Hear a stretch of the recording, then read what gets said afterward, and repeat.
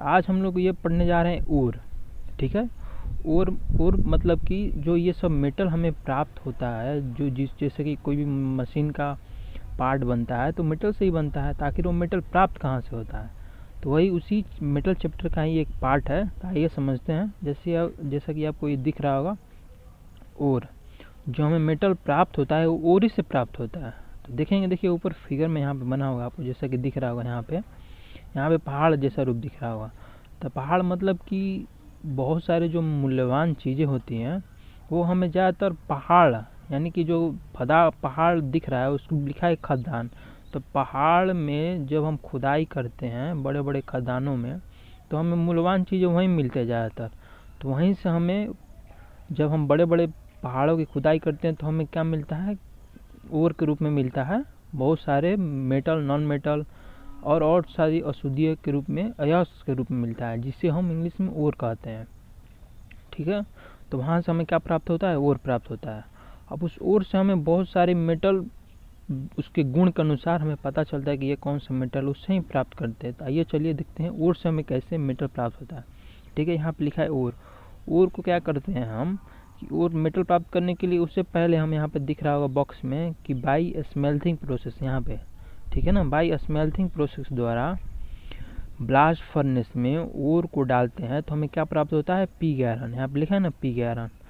कैसे प्राप्त होता है, ओर को ब्लास्ट फर्नेस में डालते हैं स्मेल्थिंग प्रोसेस के द्वारा, तो हमें क्या प्राप्त होता है, पिग आयरन प्राप्त होता है, ठीक है।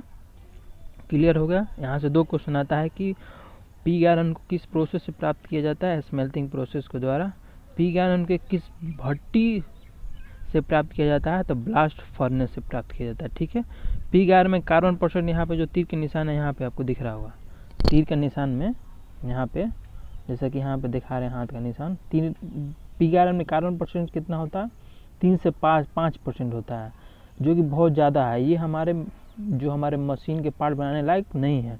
तो इसमें अभी अशुद्धियाँ हैं, क्योंकि यह कच्चा लोहा है। कच्चा लोहा तो है पर कच्चा है अभी।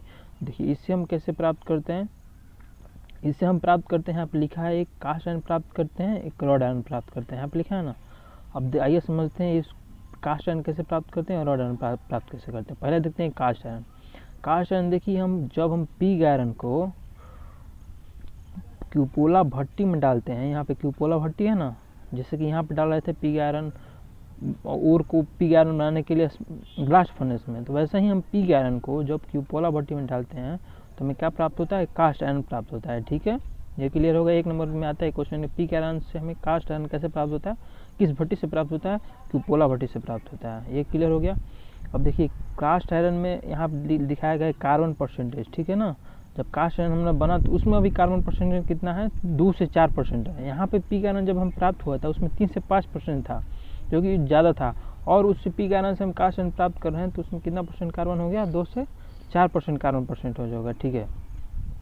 अब देखते आइए कि कास्ट आयरन जब हमने प्राप्त कर लिया, यहाँ पे ये भी ध्यान रखिएगा, 2 से 5%। ये पूछता है कि कास्ट आयरन में कितना कार्बन परसेंट होता है, 2 से 5%। ये एक्यूरेट है, कन्फर्म है, ठीक है।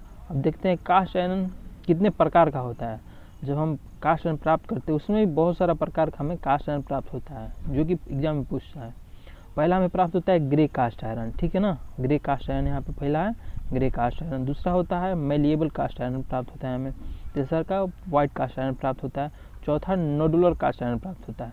तीसरे हम जो कास्ट आयरन से इतने 4 प्रकार के हम कास्ट आयरन जो प्राप्त हुआ वो आवश्यकता अनुसार हमें बहुत सारे मशीनी पार्ट बनाने में इस्तेमाल करते हैं।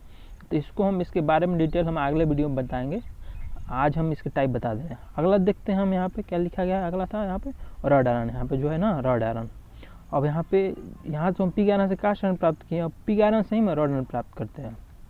रॉड आयरन जैसे कि इसको हम इंग्लिश में, हिंदी में क्या बोलते हैं, पिटवा लोहा। इसको कास्ट आयरन को हिंदी में क्या बोलते हैं, ढलवा लोहा, ठीक है ना। ये क्लियर हो गया।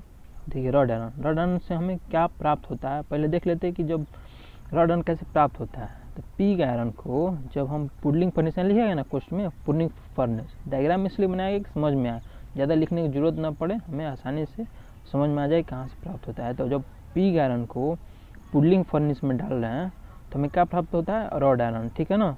जैसे यहाँ प्राप्त होता है कास्ट आयरन, वैसे ही पिग आयरन को पुडलिंग फर्नेस में डालते हैं तो हमें क्या प्राप्त होता है, रॉड आयरन यानी पिटवा लोहा। और पिटवा लोहा में कार्बन परसेंट कितना होता है जो हम प्राप्त करते हैं, तो 0.18%, 0.18%। कितना कार्बन होता है, 0.18%। पूछता है क्वेश्चन में कि लौह धातु का सबसे सूक्ष्म रूप कौन सा होता है, कास्ट आयरन, ठीक है ना। लौह अयस्क में सबसे सूक्ष्म रूप यानी सूक्ष्म लोहा कौन सा होता है, पूछ देगा 1 नंबर में कि लोहा का सबसे सूक्ष्म रूप कौन सा होता है, शुद्ध रूप, तो रॉड आयरन होता है, ठीक है। अब देखिए रॉड आयरन से हम क्या क्या प्राप्त करते हैं, उससे हम देखिए रॉड आयरन से हमें दो प्राप्त होता है। जैसे कि हमें पहला प्राप्त होता है, 2 प्रकार होते हैं, मान लीजिए प्रकार भी मान सकते हैं। जैसे प्रकार था ना ग्रे कास्ट आयरन में लेवल वाइट नोडुलर, वैसे ही प्लेन कास्ट आयरन प्राप्त होता है। एक एलॉय स्टील प्राप्त होता है रॉड आयरन से ही ना। रॉड आयरन से ही हम प्लेन कार्बन स्टील मतलब प्राप्त नहीं करते, मतलब अपने आवश्यकता अनुसार बनाते हैं उसे। प्लेन कार्बन स्टील और एलॉय स्टील यहाँ पे नीचे दिखाया गया है, यहाँ पे प्लेन कार्बन स्टील और एलॉय स्टील, ठीक है। और प्लेन कार्बन स्टील में आता है कि आप कुछ जानते होंगे, लो कार्बन स्टील होता है, फिर मीडियम कार्बन स्टील होता है, हाई कार्बन स्टील होता है, डेड कार्बन स्टील होता है। तो इसी चारों को हम ज़्यादातर कटिंग टूल कोई मशीनी पार्ट बनाने में इस्तेमाल करते हैं। तो ये रॉड आयरन से प्राप्त होता है, रॉड आयरन के प्लेन कार्बन स्टील से। प्लेन इसलिए बोलते हैं क्योंकि इसमें सिर्फ कार्बन परसेंटेज और स्टील होता है, इसलिए कार्बन का मतलब इसमें कोई और दूसरा मेटल नहीं मिलाते हैं, ये सिर्फ प्लेन होता है, इसमें कार्बन और स्टील सिर्फ होता है, इसलिए प्लेन इसको कहा जाता है, ठीक है। पहला होता है लो कार्बन स्टील। लो के नाम से ही पता चल रहा है कि इसमें लो मतलब लो कार्बन है और स्टील है। इसमें क्या है, लो कार्बन है, स्टील है, इसलिए लो कार्बन स्टील बोलते हैं। इसमें कार्बन परसेंट कितना होता है, क्वेश्चन में दिखाया गया है 0.13% से 0.3% तक कार्बन परसेंटेज इसमें होता है। तो पूछता है, ये इंपॉर्टेंट क्वेश्चन है कि लो कार्बन स्टील में कार्बन कितना होता है, 0.13 से लेकर 0.3% तक। दूसरा क्या बोल रहा है, medium carbon steel.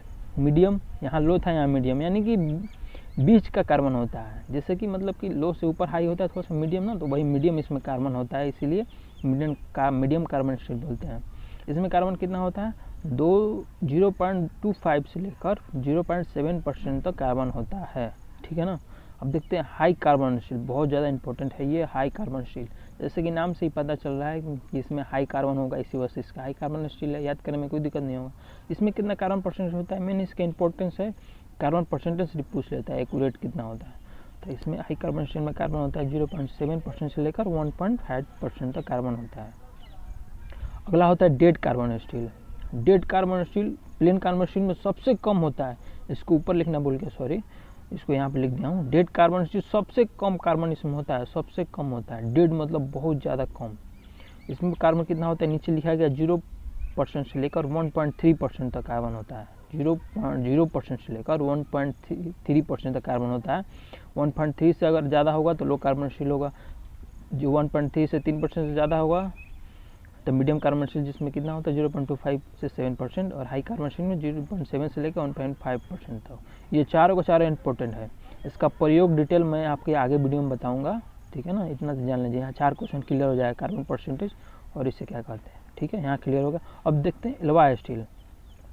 Alloy steel मतलब कि आपके नाम से पता चल रहा है कि एलॉय है ही, मतलब कि बहुत सारे जैसा कि बोल सकते हैं मेटल का मिश्रण रूप है। एलॉय मतलब मिश्र धातु, ठीक है ना, मिश्र इस्पात।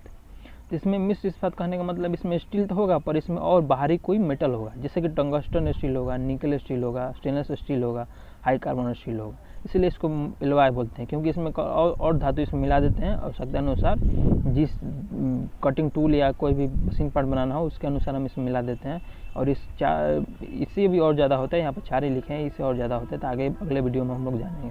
अगला देखते हैं क्लासिफिकेशन ऑफ मेटल। ये बहुत ज़्यादा इंपॉर्टेंट है, ये एग्जाम में आता है कि कौन सा फेरस, कौन नॉन फेरस, कौन नॉन फेरस एलॉय, कौन फेरस एलॉय होता है, वो देखेंगे। पहला होता है फेरस मेटल होता है, मेटल की क्लासिफिकेशन।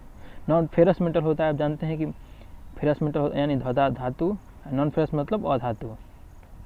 यहाँ पे फेरस है, यहाँ पे नॉन फेरस होता है, 4 प्रकार का होता है, फेरस, नॉन फेरस और होता है ferrous alloy, non ferrous alloy, ठीक है ना। यहाँ पे 4 लिखा गया है। और फेरस एलॉय मतलब धातु, नॉन फेरस अधातु, और फेरस मतलब कि फेरस मेटल मतलब धातु, और नॉन फेरस मतलब अधातु, फेरस एलॉय मतलब धातु मिश्र, और नॉन फेरस मतलब अधातु मिश्र, ठीक है ना।